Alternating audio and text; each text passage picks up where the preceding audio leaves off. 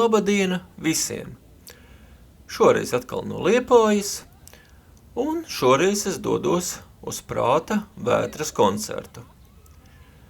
Prātā Vētras koncerts notika, var teikt, šodien, sestdien, 19. jūlijā. Cilvēku šeit bija sabraukuši no malu malām, sanāca parunāt ar dažiem cilvēkiem, satiku cilvēkus no Balviem, satiku cilvēkus arī no Gulbenes, un tas, protams, pārsteidza. Cilvēku bija ļoti daudz, to jūs paši video redzēsiet, tā ka Prāta Vētrai atbalstītāju pietiek. Šis te lūks skats ir pie ieejas, un šeit ir sapulcējušies ļoti daudz cilvēku. Apskate gan jāsaka, ka notika ļoti ātri, iztaustīja visas kabatas, iztaustīja somas, pārbaudīja visu, vai kaut kas nav liekas, bet, kā jau teicu, tas notika ļoti ātri. Un te jau es esmu iekšā, un sāku iekšpuses, tā teikt, apskati. Šeit varēja nofotografēties pie Prāta Vētras bildes. Šeit ir kafejnīcu zona. Kafejnīcu bija ļoti daudz.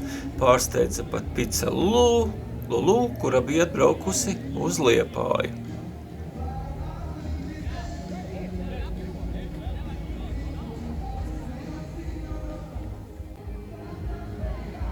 Jāsaka, kad vēl viens fakts, kas man izbrīnīja, bija toaletes. Toaletes bija visās malās, visās estrādes pusēs. Esmu bijis uz daudziem koncertiem, bet tik daudz toaletes es nekur neesmu redzējis. Kaut gan jāsaka, ka šur tur bija rindas uz viņām. Pat neskatoties uz to, ka viņu bija ļoti daudz. Kā var redzēt, cilvēki ir sanākuši ļoti daudz, tālāk video vēl varēs redzēt vēl vairāk cilvēkus. Un uzstājās 3 mākslinieki. Par programmu jūs varat palasīt paši internetā. Bet bija Fiņķis, pati Prāta Vētra, Agnese. Un tā, ka mākslinieku arī var teikt pietika. Cilvēkiem ar invaliditāti bija izveidota atsevišķa zona, kas nedaudz pārsteidza. Līdzīgi kā citos koncertos VIP zona, tā šeit bija zona arī invalīdiem kopā ar pavadoņiem. VIP zona, protams, arī bija, bet šeit varēja atsēsties, braukt cilvēki ar ratiņkrēsliem, un tas, protams, ļoti priecēja. Jo citos koncertos, kur esmu bijis, šādas zonas nekad nav bijis. Un, lai tiktu iekšā šajā zonā, man vajadzēja parādīt speciālo biļeti. Ka biļete ir iegādāta speciāli cilvēkiem ar invaliditāti. Skatuve arī, kā redzams, bija grandioza. Viņu cēla nevienu dienu vien. Vismaz tā es lasīju.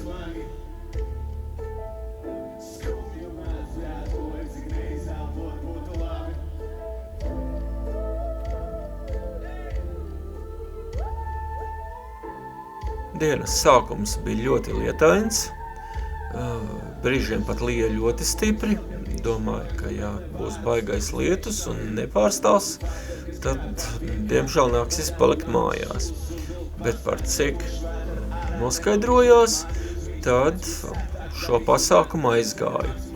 Bet arī vēl jāpiebilst, kad koncerta laikā arī brīžiem sāka līt stiprāk, cilvēki vilka ārā lietus mēteļus, vilka virsū, bet pēc kāda laika atkal vilka nost.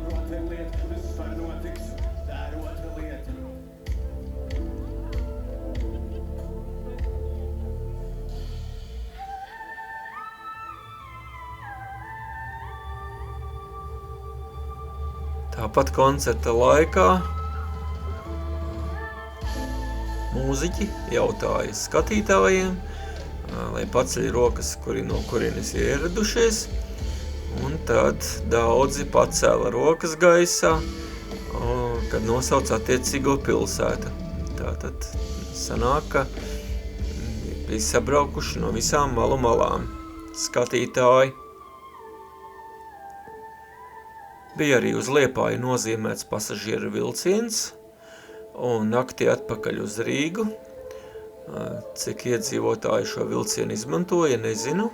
Varbūt, ja kāds brauc ar šo vilcienu, var uzrakstīt komentāros. Cik tad vilciens bija pilns?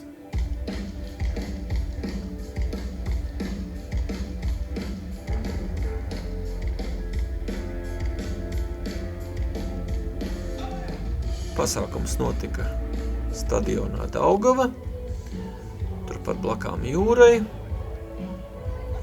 Un, kā var redzēt, tiešām cilvēku ir daudz.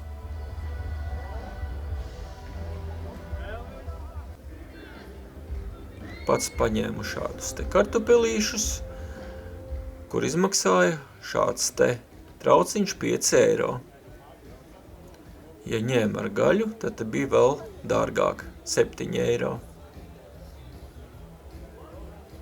Un lūk, šis jau ir tāds kā pasākuma vidus, un te jau ir ļoti daudz cilvēku.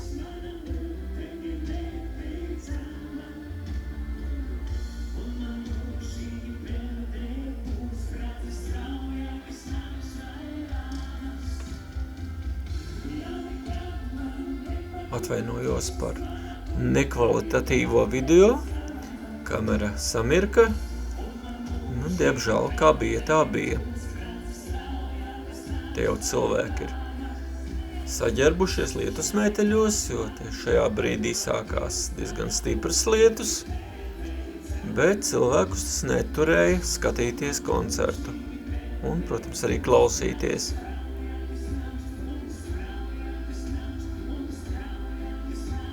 Pats līdz beigām nepaliku, jo bija iestājies, tā teikt, nogurums.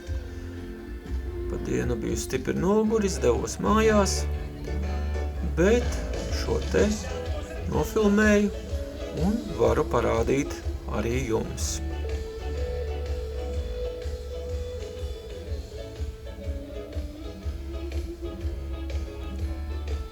Lūk, tā man gāja šajā koncertā. Paldies, liels paldies, ka jūs skatījāties. Ļoti ceru, ka nospiedīsiet pogu. Patīk, tas ir. Nospiedīsiet īkšķi uz augšu. Un ļoti būtu vēlams, ja atstāsiet arī kādu komentāru. Jo katrs komentārs paceļ video, tā teikt, uz augšu. Un dod, tā teikt, iespēju noskatīties šo video citiem cilvēkiem. Tagad teikšu jums lielu atā un jau uz tikšanos kādā citā video. Lai jums jauka diena, jauks rīts vai arī jauks vakars atkarībā no tā, kad skatieties manu video.